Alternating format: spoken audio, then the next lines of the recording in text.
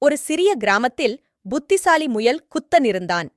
ஒரு வெப்பமான நாளில் குத்தன் தாகமாகும்போது ஒரு கிணறு கண்டான். கிணற்றில் எட்டிப் பார்த்தபோது தனது பிரதிபலிப்பைக் கண்டு அதை மற்றொரு முயல் என நினைத்தான். "நீ யாரு?" என்று குத்தன் கேட்டான். ஆனால் மற்றொரு முயல் பதிலளிக்கவில்லை. கோபமடைந்த குத்தன் பிரதிபலிப்பை நோக்கி ஒரு கல்லை எறிந்தான்.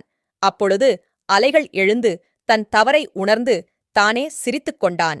குத்தன் தன்னுடைய புத்தியைப் பயன்படுத்தி கிணற்றிலிருந்து தண்ணீர் எடுக்கும் முறை கண்டுபிடித்தான். கயிறு மற்றும் வாளியைப் பயன்படுத்தி கிணற்றிலிருந்து தண்ணீர் எடுத்து தாகத்தை தீர்த்துக் கொண்டான். கோபம் நம்மை முட்டாளாக்கும். எந்த செயல் செய்வதற்கு முன் யோசிக்க வேண்டும் என்று குத்தன் எண்ணினான். குத்தன் இந்த பாடத்தை காட்டிலுள்ள அனைத்து விலங்குகளுக்கும் பகிர்ந்து கொடுத்தான். அவர் புத்திசாலித்தனம் மற்றும் அமைதியால் பிரபலமானார். இதனால் குத்தன் புத்திசாலி முயல் மூலம்